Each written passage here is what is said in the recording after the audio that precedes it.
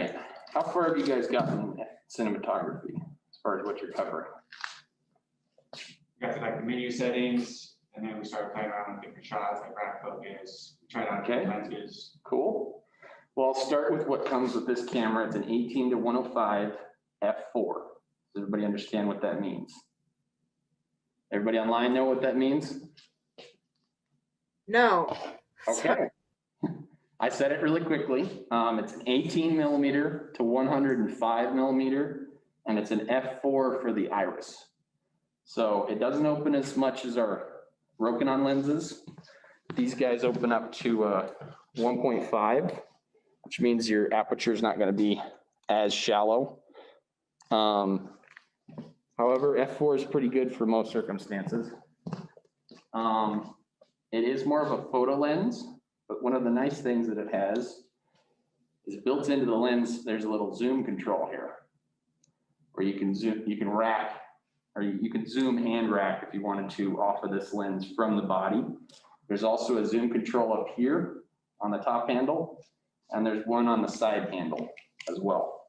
So it's pretty versatile. And like the FS7, the hand grip functions almost the same.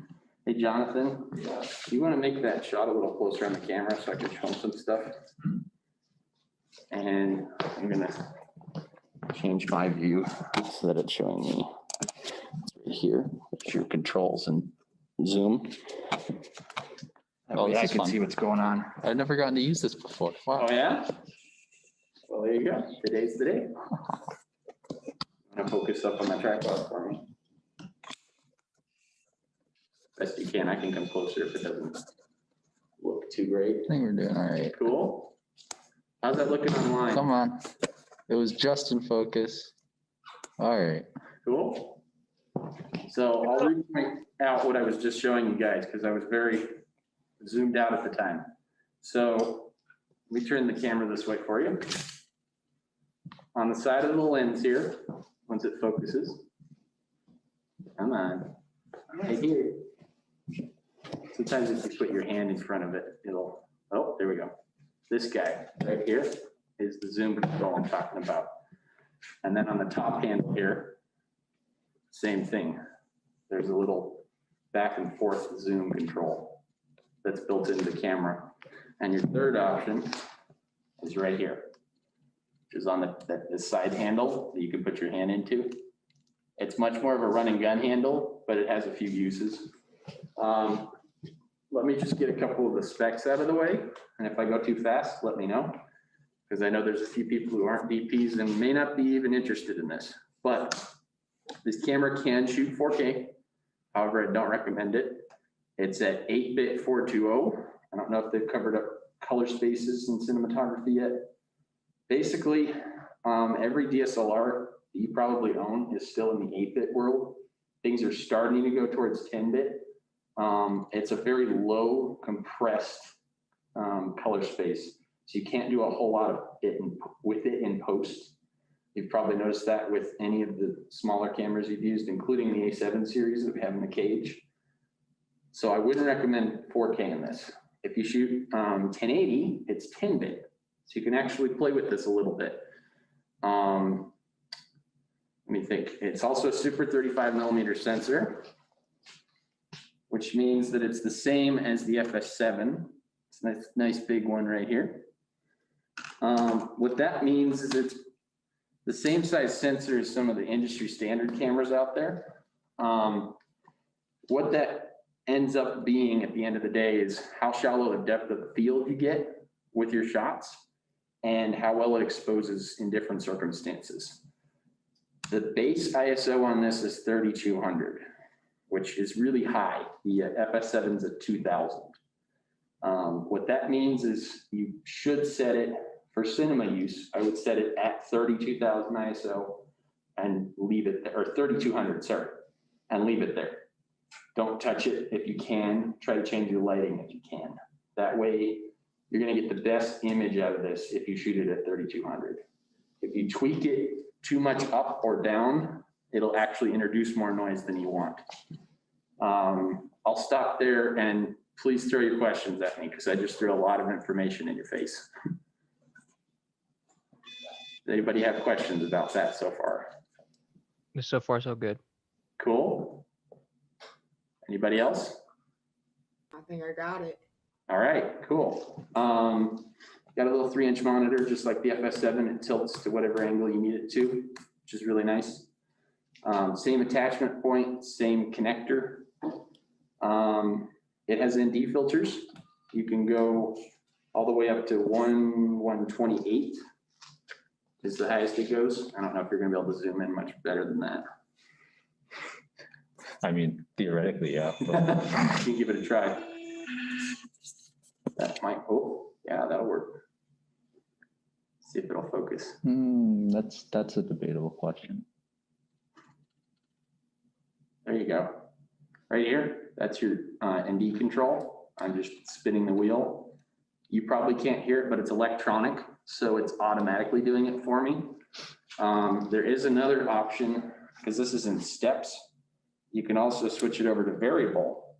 And then once you turn it on, you can use this thumb wheel to actually dial in your ND, even in between normal stops of light, which is really handy in some documentary setups. Button layout's pretty similar to the FS7, but it's much more condensed. So I can plug the menu in and see if I can pull that up for you guys so that you can see what I'm doing. We're seeing a flipped image, so I was like, okay. You got a couple of basic menu settings from the main menu where you've got camera, record, audio, display, time code, network settings. I wouldn't touch the network settings personally. System, and the most important ones are up here at the top 3, and sometimes display, depending on what you're doing with the camera, if you're trying to connect it to an external monitor. I'll go into this one. There's your ISO. I would never use gain personally. ISO is a better tool that everybody in the industry uses. Gain is more from the journalist broadcast TV world, so I wouldn't touch it unless you have to. You can also change your high, mid, and low presets. As you can see, I have it at 3200 on the high right now, and that's what I have it set to. I only put these in here in case it's just too darn bright and I want to bring it down. That's where your ND will help a lot with 3200 ISO being the base. And then if I go down here, I just passed a whole bunch of things, mostly because until you're more advanced, you probably don't have to touch them. But there is a black balance here. You guys all know what white balance is.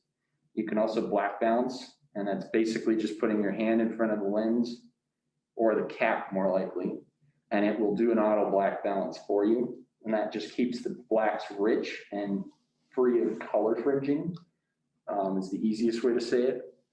There's also a lens compensation that I would turn off. That's basically an early version of electronic image stabilization, if you guys know what that is. It's basically cropping in on the frame for you and trying to correct for shakiness, so for handycam shots.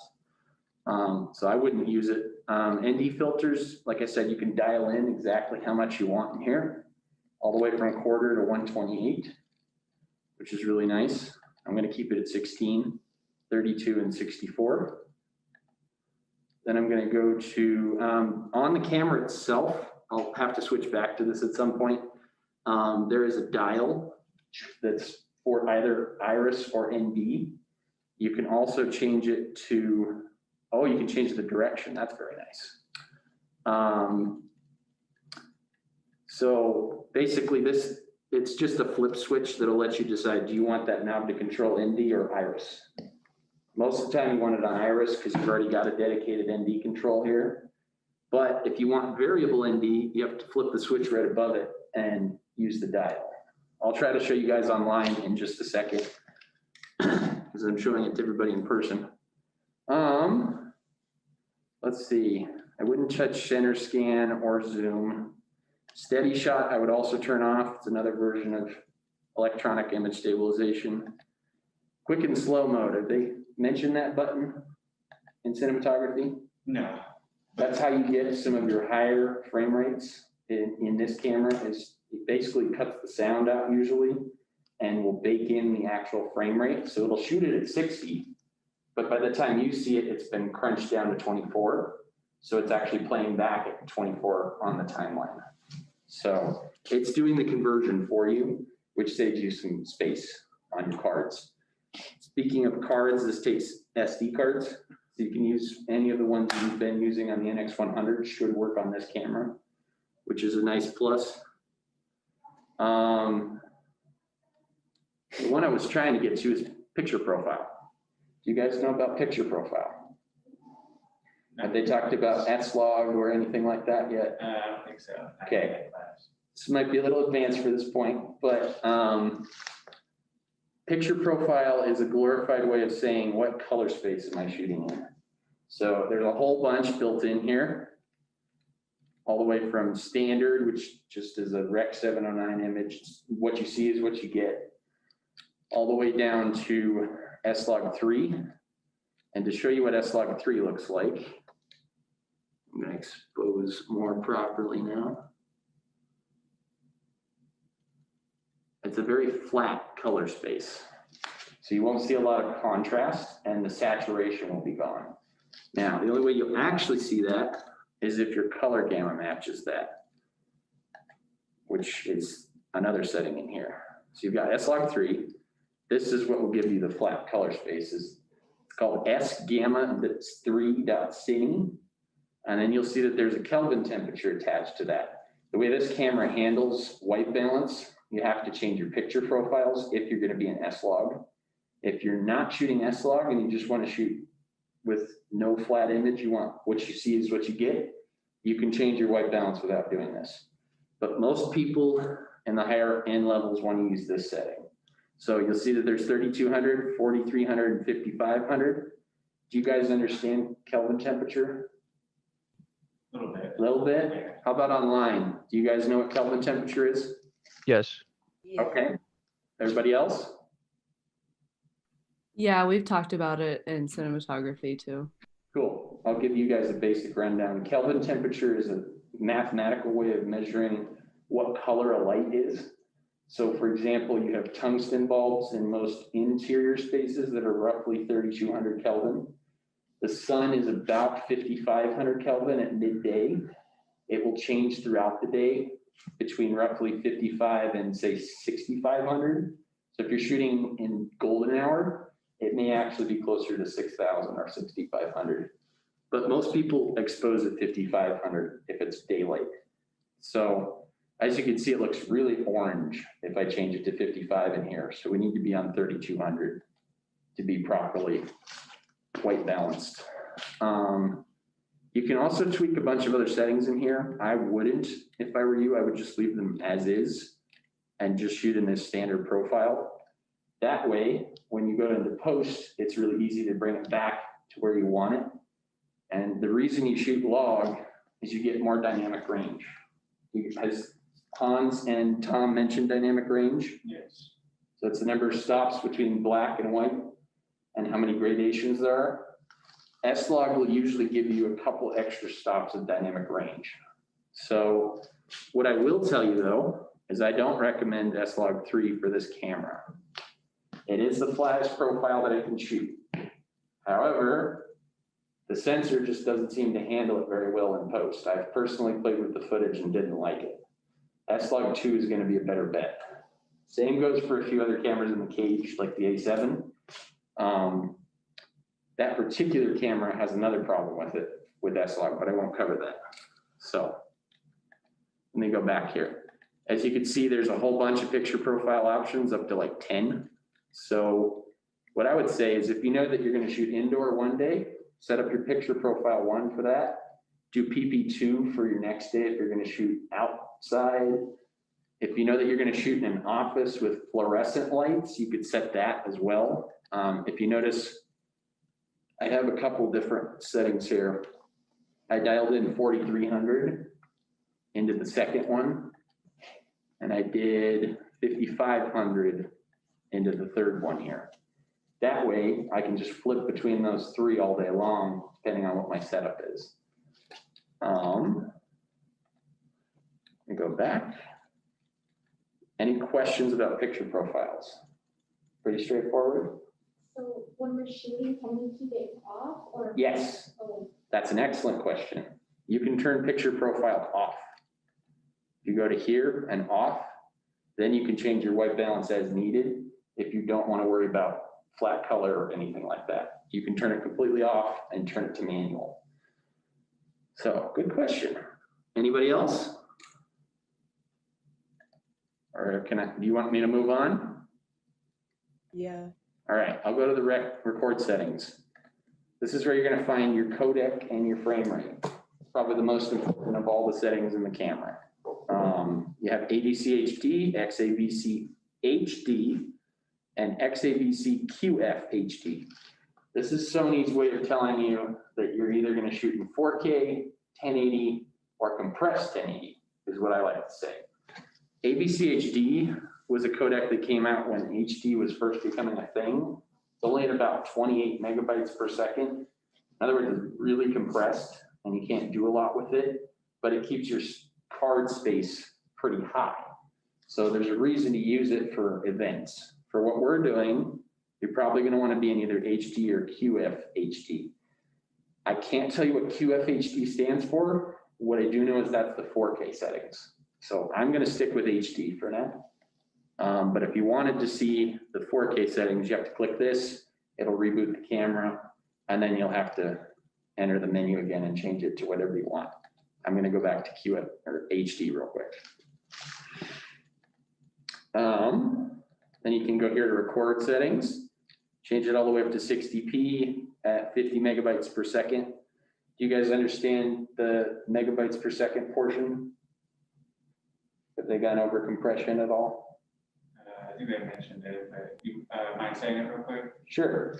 It's 50 megabytes per second. What that means is every second that you record, every 24 frames, you're writing a 50 megabyte file to the card. So then you multiply that out to figure out how big your file is going to be. So for a minute, you'd multiply that by 60, which would get you to 300 megs or so, or 3,000 maybe. Am I doing my math right, Jonathan? Don't ask me, I'm a film Okay. major. Anyway, the higher the megabytes, the better the quality usually, and the less storage space you get. So 50 is going to be your best bet for all these codecs at HD. If you're doing 4K, it'll be 100 megabytes, it doubles it. To be honest though, it's still pretty low compared to some codecs. They usually record at a higher frame rate than that for XAVC. You're probably used to XAVC-I with the FS7. Think of this as like the L or the S of that. So it's the same type of wrapper, but it's much more compressed than the FS7. Okay. You go back here. You can also choose simultaneous or relay record. Do I need to go over that? Okay. Simultaneous, there's 2 card slots on this camera. So simultaneous means that you're recording a backup file to a second SD card right away if you want to do that. Relay record works at where if one card fills up, the other one will start recording automatically so that you don't lose your shot. That's the one that most people choose. I'll go back out here. Then we'll go to video settings. How many of you have used an external monitor in cinematography? Everybody? Yeah. Okay, this is your favorite menu if you're having issues with your monitor. So for example, somebody puts it in 1080i and you can't get a signal. You're going, what's going on? Come to this menu and change it to 1080p. All of our Ninjas and Atomos recorders, you can do 1080p with. There's a few 7-inch monitors that are older that will need 1080i to actually get a signal in. You probably won't be using those. So I would stick with 1080. This is also what output it's doing it at. I would stay at 24, so you're still seeing the same that you're recording at. All this is the refresh rate over the cable so that you know that you're seeing the same thing you're actually recording. So 60 will give you a better image but it won't show you exactly what you're recording. It's not a big deal. Letterbox, that's basically just saying when you put it on the monitor that it's gonna squeeze down and you might have black on the top and bottom if it's trying to show you more than 16:9, which is the standard for HD. And there's time code. I don't think they've gone over time code yet. That's a pretty advanced feature. That has to do with audio and video being synced in post. I do hope to go over that in the future, but nobody here knows how to do it correctly yet, so we won't cover it. And then there's your record control. Have they talked about that yet? Recording to the ninjas? Probably not. They mentioned it, but we haven't. Okay. If you want to record in ProRes from an Atomos recorder, you need to make sure this is turned on. That will turn the nice little red record button on the Ninja to light up so that you can actually press it. If this is off, you won't be able to record to it. And that is a good point to mention here. I was just talking about the fact that this camera doesn't really have a great internal record setting. It does have decent external record settings. So if you're trying to match something higher end, you can go out to an Atomos through the HDMI or the SDI. Can't quote you the exact specs, but I'm pretty sure it's 10-bit at least. So if you wanted to record 4K out of this, it'd be better to go out from the SDI or the HDMI and record that way. But you are worried about the cable then and the monitor, a few extra bells and whistles to work with, but it's possible. Let me go back to video settings. Okay, that's all for that. We're gonna go back out. Here's your audio menu. I'll go over it really quickly because most people record sync sound here. But if you're doing a dock, this is where you would go in and choose your internal mic or change it to your input 1. There's only one XLR on this camera. So you have to be aware of that when you're trying to do your setups. In other words, you could set up a boom and that's about it. You can't have a lavalier plugged into it straight as well, unlike the NX100.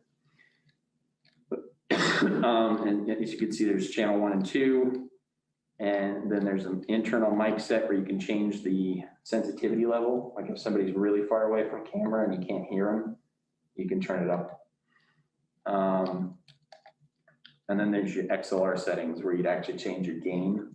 You guys understand some of that? Cool.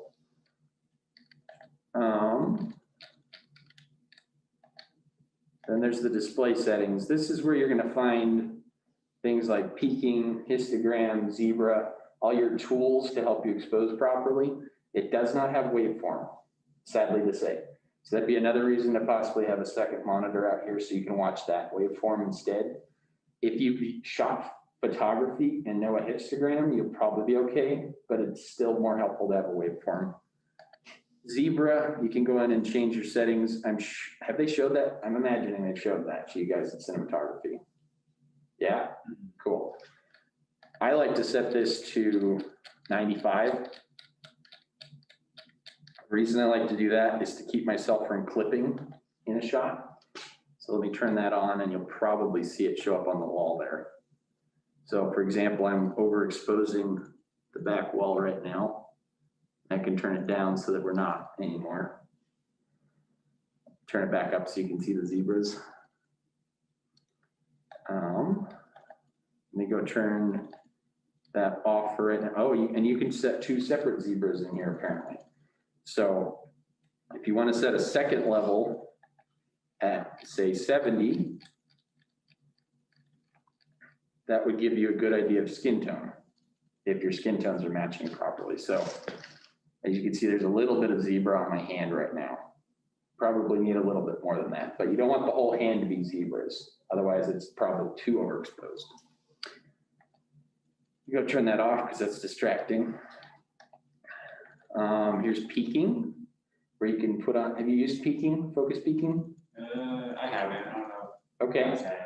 Basically, it's another tool to help you with whether or not you're in focus. So are you able to see the monitor? Yeah, Okay? I can see it, yeah. Watch what happens when I rack.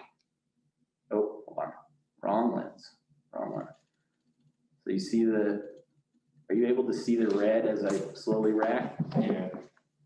it will highlight where it thinks that it's in focus. This is contrast based, so it's not perfect. I would still rely on your eye and what your lens is telling you.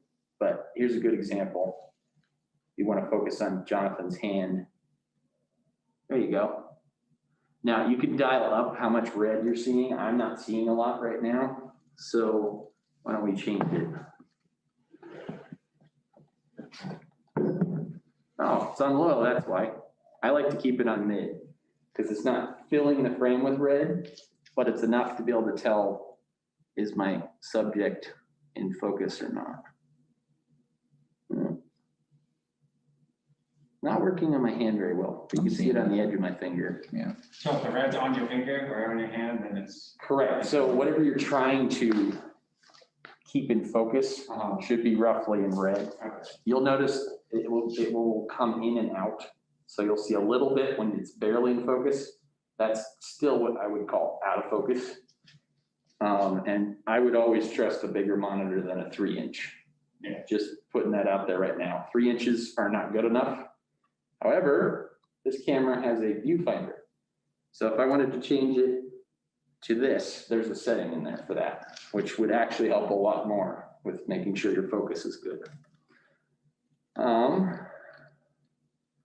There's a magnification ratio. I wouldn't mess with this, but basically what this is, you see this?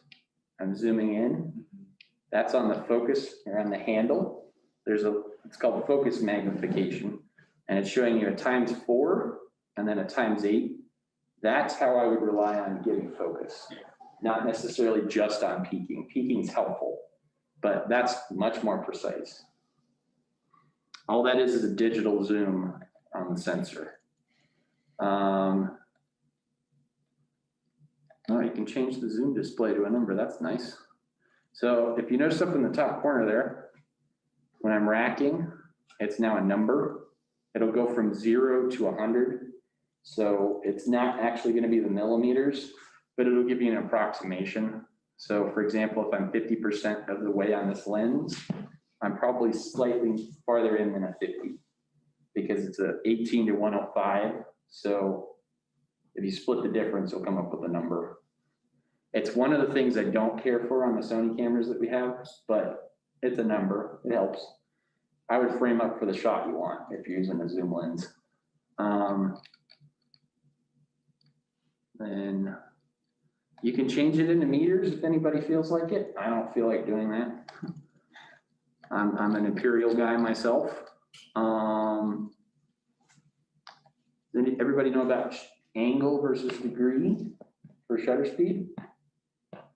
Everybody online knows shutter speed and shutter angle? Yeah. Yeah, somewhat.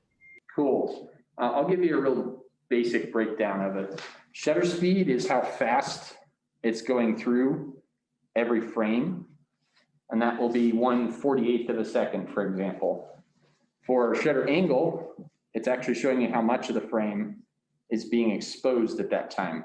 So it's a degree. So if you can imagine a circle and you cut it into a pie shape, that's what that degree is representing. So 180 is a flat line and half of it's covered and the other half is exposed. It's the exact same thing as 1/48th of a second. However, when you change frame rates, it will adapt to that as well. So if you're shooting in 60p, it will adapt to 1/120th without you doing anything. So degree is better in most scenarios.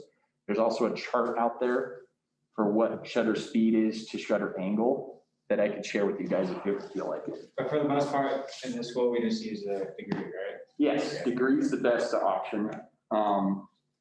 Good example, Saving Private Ryan, you know the movie? Yeah. That was shot mostly at 144 degrees.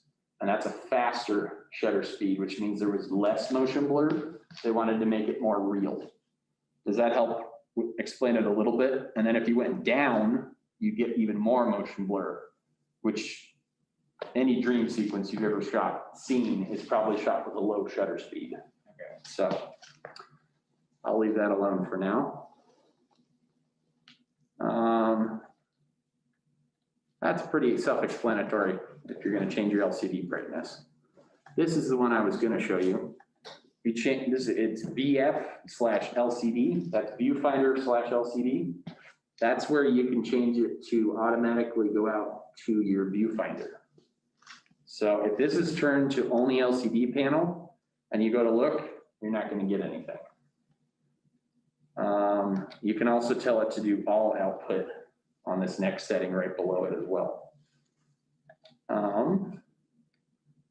Like I said, I won't cover time code, but this is all the settings for time code. I hope they cover that later in cinematography a little bit, but yeah. System, let's see if there's anything in here you guys need to know about.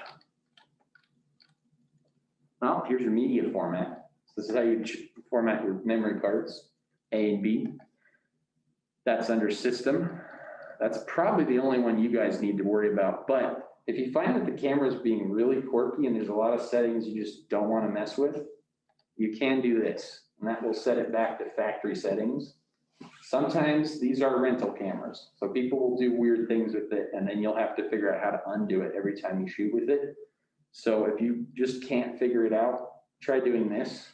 It'll get you back to a baseline at least, and then you can change the settings that you're worried about. I think I just did that. It will power the camera off and on, and it'll take a good bit. So don't do it on set while everybody's waiting for you. There we go. And as you can see, it wants me to put the time in. So I'm just gonna leave it as the right day and not worry about the time. 12.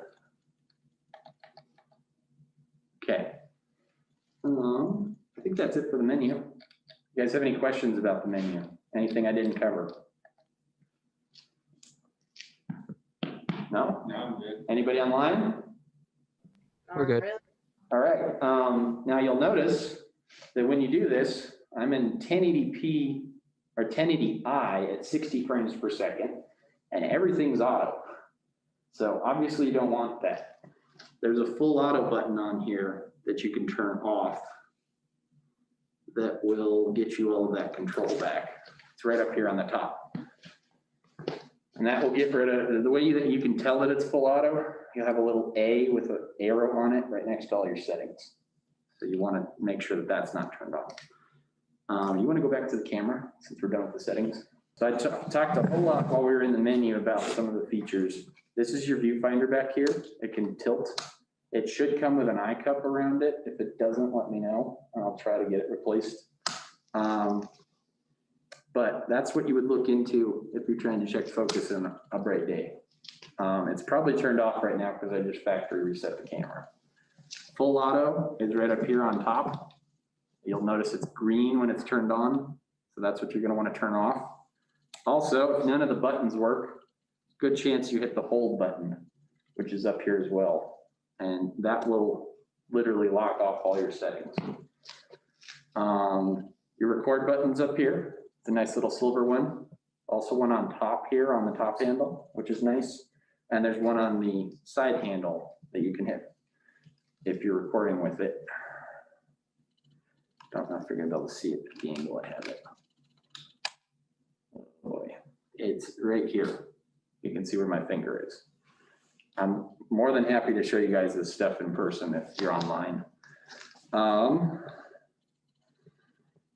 And then for a couple of quick buttons that you'll probably use a lot, down here you've got ISO and white balance and shutter. That's where you're going to go to change all of those. Show it to you guys right here, those three. And then there's a couple of flip switches here. So if picture profile is turned off, you'll be able to change all these. Picture profile's on, white balance isn't going to be much use to you. These are just your presets. So that would be for white balance mostly. And then this is your high, mid, and low gain for ISO. So shutter speed, you'd have to press in and then change with the wheel, I believe. No. Back wheel, sorry. You guys able to see that? This back wheel is what you control a lot of the camera with. And I'm going to change it to 1/50th. Again, it doesn't have 1/48. It's a bummer, but 1/50th is pretty close. This is your menu button back here, and then you're gonna use this scroll wheel to get through your menu. And menu is also your exit button. Here's your audio controls right here. I just flipped the door down. The door is to help keep you from changing them by accident on the fly. You have some gain controls here that you can twist. And you have an auto and a manual. I would never use auto in my life. Don't let the camera control it, it will destroy it. And your XLR input will be on the back of the camera here. Let me know when it focuses. Might take a second.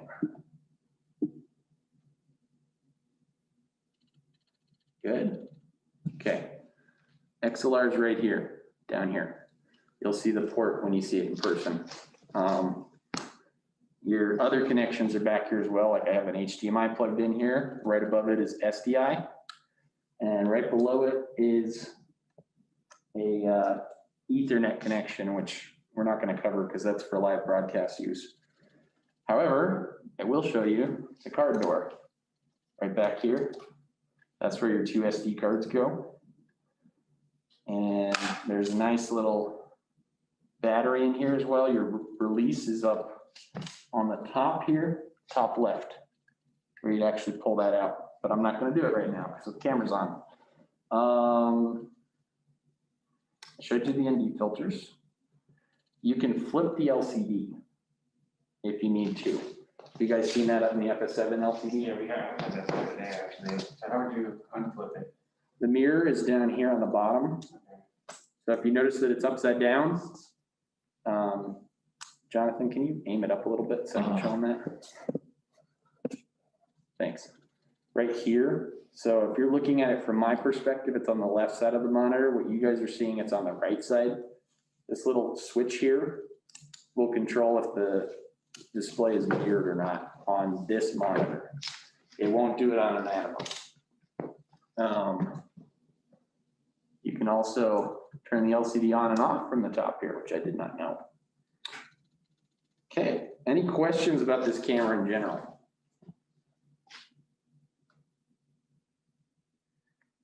Online, good? Good. Okay, you guys, pretty thorough? Are you guys interested in these other cameras? Not necessarily. Out of the three, that's, The one that makes the most sense, I agree. yeah. The main reason I brought those other ones is in case all three of these end up going out, Okay. because they're gonna become popular with the FS7s being unusable at the current time, because you guys are still in cinematography. So And how many of those do you have? 3, There are only 3? Okay. there are 3 kits. So I imagine some of your class is gonna stick to NX100 or they'll have their own camera. So we may be okay with 3, but if not, I'll introduce you guys to the other 2. Is anybody online interested in seeing either the FS100 or the AF100? Maybe the 100?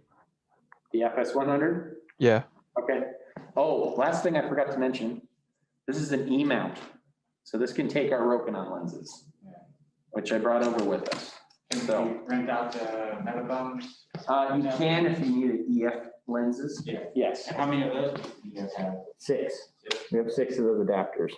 So we very, very rarely run out of those. So that's the nice thing about this one is it's still an interchangeable lens camera. Thank you, Jonathan. Put whichever Rokinon lens I want on there. Oh, I already had it off. And the same is true for the FS100. You can put E-mount lenses on it. So I guess I should show you that one. The Micro Four Thirds one, I'll admit, it's kind of old and out of style, but it gets the job done if we needed it to. We have 4 FS100s and 2 AF100s, or no, 3 FS100s, sorry, and 2 AF100s. So altogether, we have 8 of the cameras that I'm showing you today total. So if there was 8 projects shooting at any one time, we could do that. I don't expect 8 to be shooting over the same weekend. So, And you you prefer the NX100 over that one that you're at right now? I would Okay. in some cases, Okay. just because this is a smaller sensor and this camera came out in 2010. Okay. So it's almost 11, 12 years old now. The NX100 is actually an incredible camera for what it is. I've used it a time or two and was impressed with it. So if you want to move that one.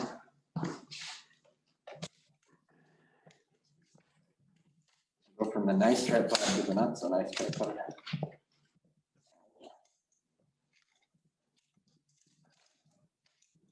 I'll just do a, what? How long would it take for us to get certified for this camera? Since you guys are here, it shouldn't take too long. Mostly I just want to show you how the camera case is packed, because that's the main thing that we were doing certification for, is people were putting stuff all over the kit, and it was breaking things, it was losing things, and that's why we had to go to the system. And Hold also, on, did you call? so when we check out that camera, we also have to like make sure we check out these lenses as well with it. Yes, but it does come with that lens. So you have a kit lens, if you needed just that. I would recommend the Rokinons though, Okay. because then you get your prime lengths of 24, 35, 50, and 85, and you know what you're shooting on. If you have a zoom shot, that lens will work. So, Okay. you want to angle up a little bit?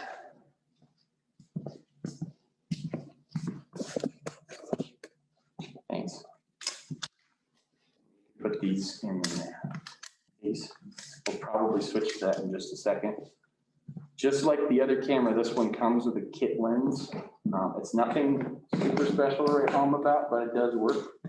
It's an 18 to 200. Now, the difference you're gonna notice is once I zoom, it actually comes out like a photography lens. So you gotta be aware of that extra space in front of you. I've never seen a lens that went from 18 to 200 in the same kit. So that is impressive. It does have a lock so that it doesn't accidentally fall out.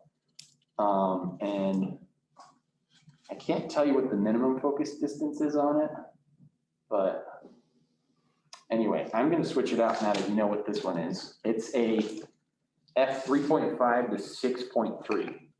Now, you know what that means? It means the farther you zoom in, the darker the image gets.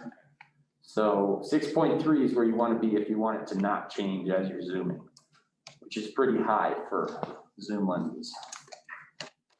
Thanks. Thank you. Okay. But as you can see, it's an E-mount, so I can put a Rokinon kit on, which is really nice.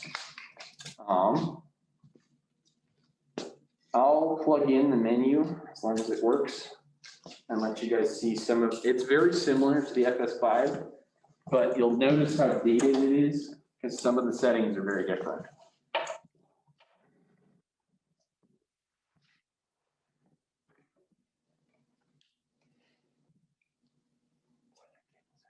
All right. Is that all right? Go to menu. Okay. You want to aim it back at the TV for me.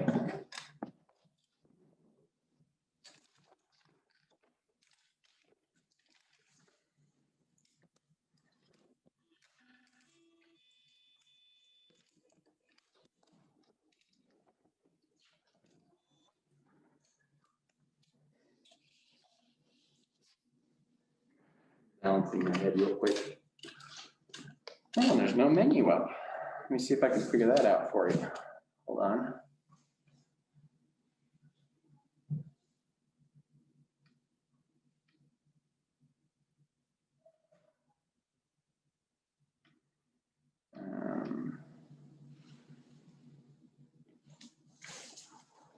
Interesting. This camera data display is on. Oh, you know what?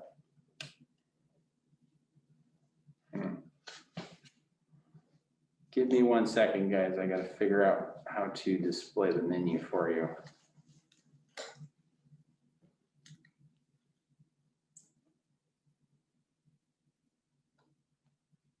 There we go.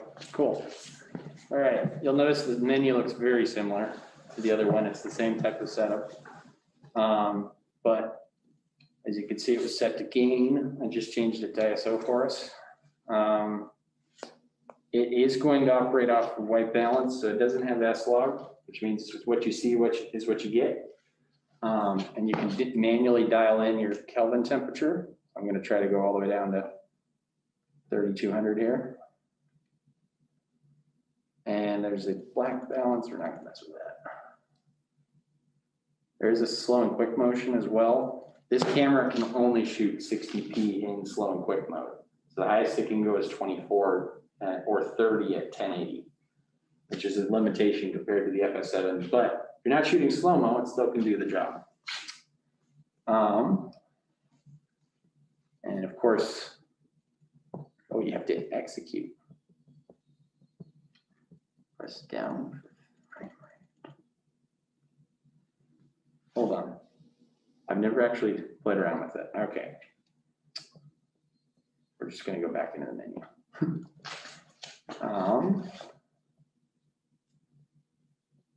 So as you can see, there's no picture profile settings. And if it is, it's in a different menu, if I remember correctly. But here's your record settings. You can see there's HD and SD. Do you guys know the difference between standard definition and high definition from the old days? So this can shoot in standard definition. That's what I meant by it being a little dated, because it can shoot what a 4:3 TV used to take versus 1080. I would keep it in 1080. And as you can see, there's an FX, FH, PS, and LP.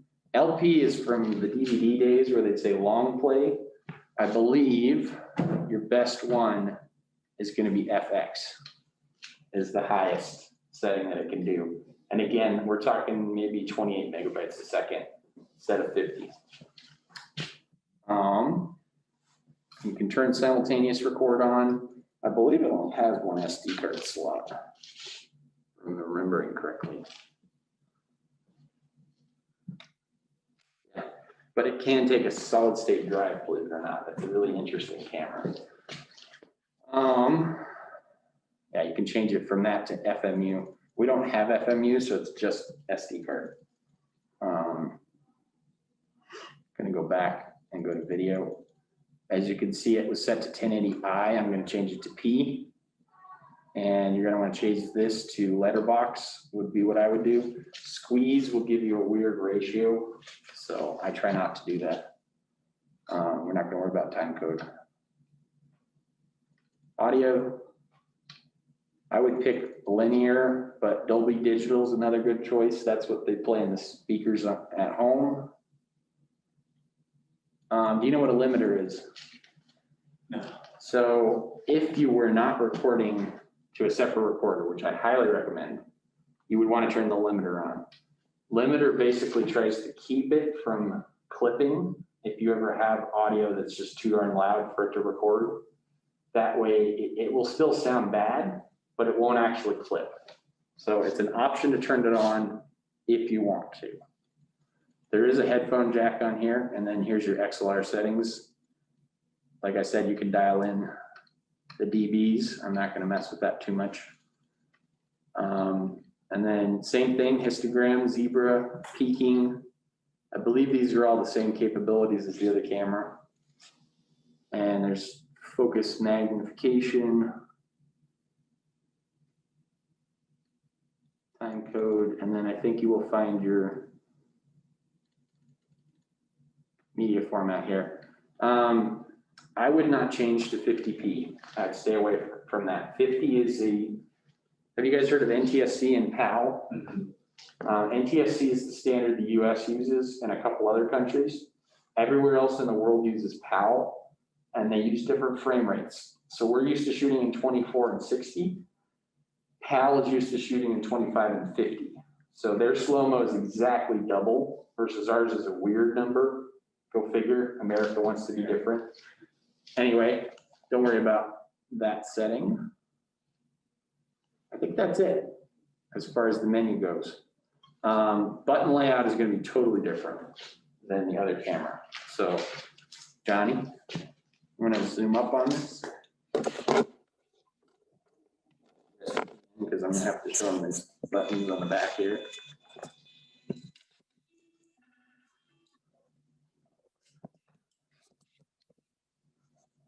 How's that look? Okay, this is your LCD. It does flip down. So it's permanently attached to the camera, unlike the other one where you can take it off. All your major settings are gonna be in here, like menu buttons right here. There's a left, right, up, down control and a set button. And then you can control whether or not your mic outputs are line mic or phantom power from there as well. And all your playback settings are up here, including, I believe, your thumbnail button. And these are your audio controls right here in the bottom on the left side of the camera. And your power button is right here. And you have to push in and slide, kind of like the old camcorders. So you can't push the button. You have to push in on the green button right here and slide over to turn it on or off. Record button's also there. Your listening volume's there. Show you the side of the camera next. It's got a whole bunch of customizable buttons, but these are just hot buttons for your peaking zebra or zebra peaking, histogram, marker. That's your S&Q button is your number 3. And last scene, that's your not super helpful. There is a dial here that I believe works when you're trying to change your shutter speed, your ISO, whatnot. And then you've got the same pop knobs as you do on the FS1 or the FS5. So what I will say, I will try my best not to give you guys this unless that's all gone and you're still looking for something else. NX100 probably has better codecs, but you get better lens choice on this. So it's kind of a toss-up. Any questions? Now, both cameras I showed you today are E-mount, so they can use Rokinon lenses. We have EF and E Rokinon kits in the cage. So if you have an EF camera, we can talk about letting you use the lenses if you're trying to shoot with your own camera.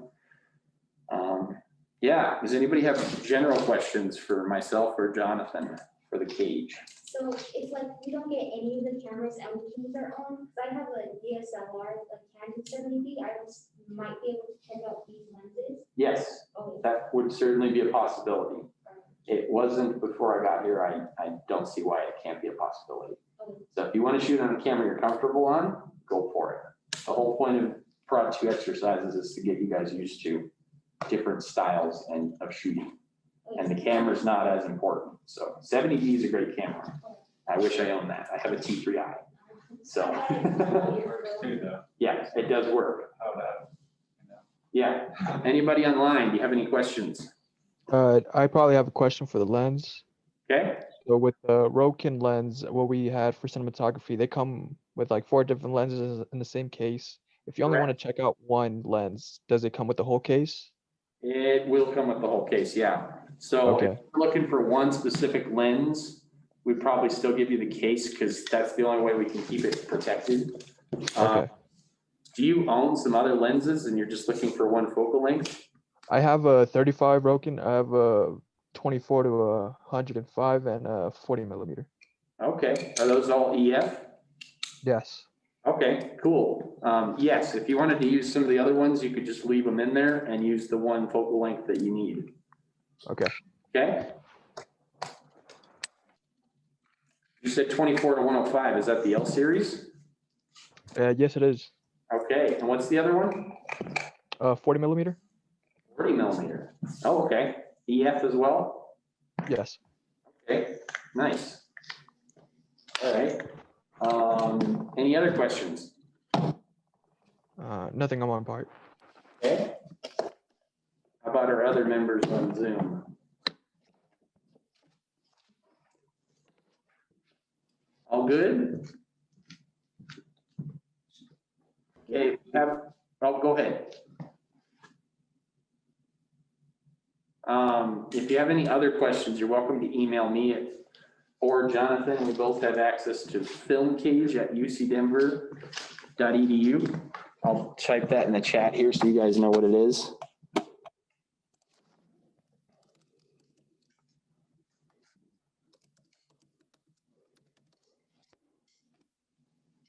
There you go. And if that includes anything about Connect to, anything about cameras, lighting, sound, I'm okay with answering all those. And if I don't know it, I know somebody in the cage who does know it. So, cool. I think we'll end the Zoom portion here if everybody's okay with that. Thanks for joining us. Thank you so much. You're welcome. We'll see you next time.